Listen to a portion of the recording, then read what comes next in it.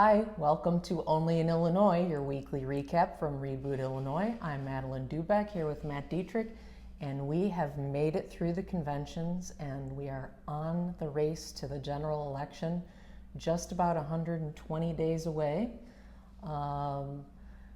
Nationally, the Democrats, like the Republicans, had a little bit of difficulty getting to their convention and a bit of difficulty when they got here with pretty tight race between Hillary Clinton from Park Ridge, Illinois, of course, and Bernie Sanders, the Vermont senator who has been an independent, and his supporters just did not want to let go. No, and they got to Philadelphia on Monday right on the heels of this big WikiLeaks leak of all the emails that showed that the National Democratic chairwoman was favoring Hillary throughout the campaign. That didn't do anything to appease the Bernie Sanders supporters, but and it was kind of like a mirror image of what the Republican convention was going through.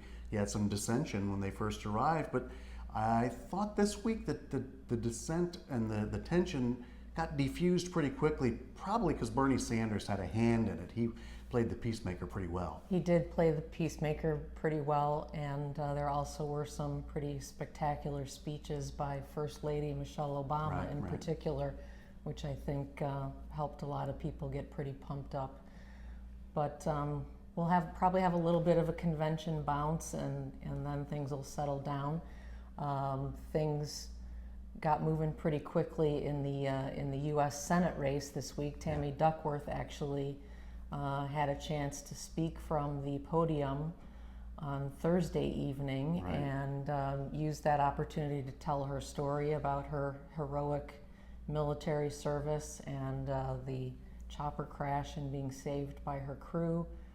Tough times her family has been through before that. The fact that her daughter will possibly at least only know a woman as the nominee of the Democratic Party for president at the start of her young life.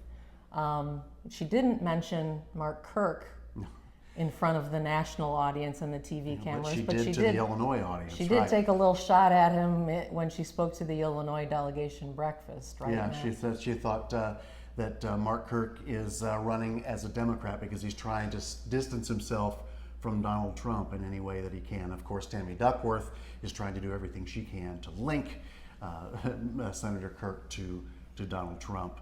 And actually, you know, a lot of the news, if you're from Illinois and you're following this, the news wasn't so much the presidential campaign, it was the stuff that was coming out of the morning breakfast speeches. Right. And really front and center for pretty much the whole week, as a big topic of discussion didn't even have to do with 2016. It had to do with who's going to run for governor as a Democrat in 2018 against Bruce Rauner, and that was major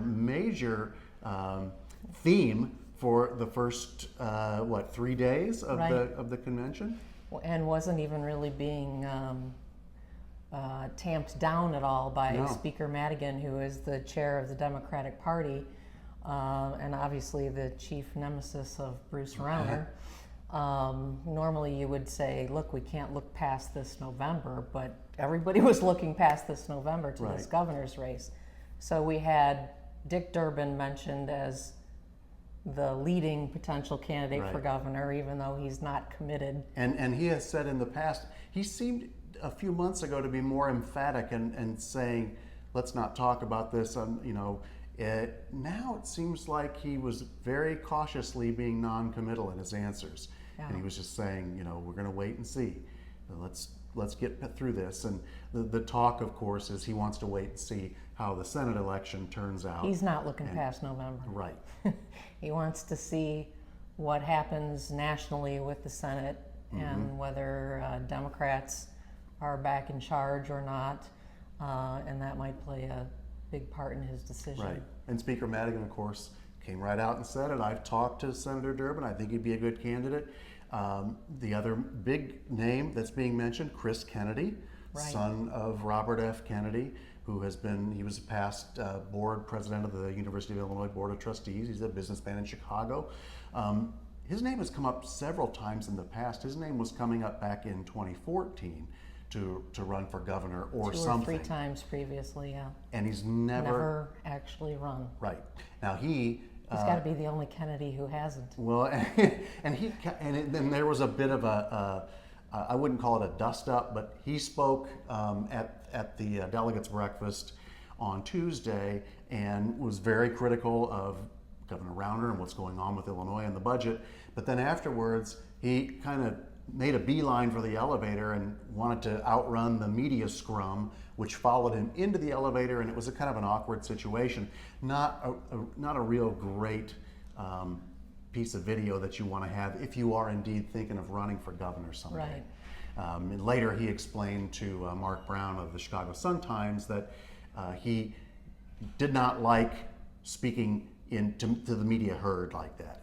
He thinks it deserves more careful discussion. So we'll see. But definitely can't run for Illinois, for U.S. Senate from Illinois, and not have to face a few media And then, herds. of course, in the midst of all this, We Ask America, the pollster, did a poll asking likely voters who they would vote for in the in a Democratic primary. Right. And Dick Durbin won by a huge margin, 50%. And Pat Quinn came in a distant second with 10%, but also on the Chris Kennedy was one of the names mentioned, and also Senator Kwame Raoul, who now serves in Barack Obama's old Senate district. And he said he would be be open to considering it. He was talked about in 2014 as well. Lisa Madigan is the other name that always comes up. And she was not on the We Ask America poll because the pollster said that she has so emphatically said in the past that she would not run if her father is still Speaker of the House, that they didn't even include her on that poll. But she, too, at the convention when she was asked about it, she was, never saying no, never saying definitely. She didn't bring up, well, not as long as my father's Speaker, but that's been kind of the general feeling. And the other general feeling is that her father is not going to step away from being the Speaker unless he has to be carried out. So Lisa Madigan was not on the poll, but Kwame Raoul was, Senator Heather Staines, another senator from Chicago, Sherry Bustos, and Congresswoman from Western Illinois. Right, Quad Cities area, and Robin Kelly. Right, who replaced Jesse Jackson right. Jr., south suburbs and some eastern and central Illinois farm territory. So those are just some of the names that are being tossed around now. We're still, more than 2 years away from that election.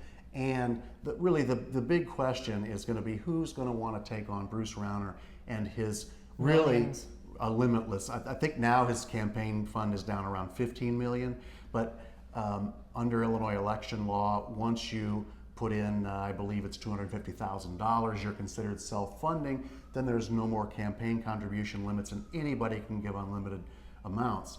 Bruce Rauner can turn those limits off in a heartbeat, and what candidate is going to be willing to step up and take on that kind of a money and an opposition machine that Rauner has going? Right. And we also, you don't know what's the situation going to be like in 2018. Are we still going to be having a no budget?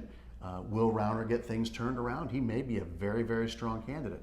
As things look now, he probably is vulnerable because he's not all that popular because of the budget. Of course, Speaker Madigan is even less popular if you go by. That's true. So a lot of talk about 2018 here in 2016. So November may have a hand in determining who's more or less popular, Rauner or Madigan. We'll get through that pretty quickly, but then the race for governor really will start pretty quickly after that, and that will shake out and shape up. Right, and I think as of today, we really are in the really, really hotly contested race of Duckworth versus Kirk. Yeah. And you saw when she walked out to the podium on her with her prosthetic legs. And when these two get together, because Mark Kirk is still recovering from his stroke. It really is something that we just haven't seen before. Never. Yeah. It'll be fascinating to see the two of them together. Two veterans. All right. Well, that's it for this week. Thanks for listening. We'll see you on the next edition of Only in Illinois.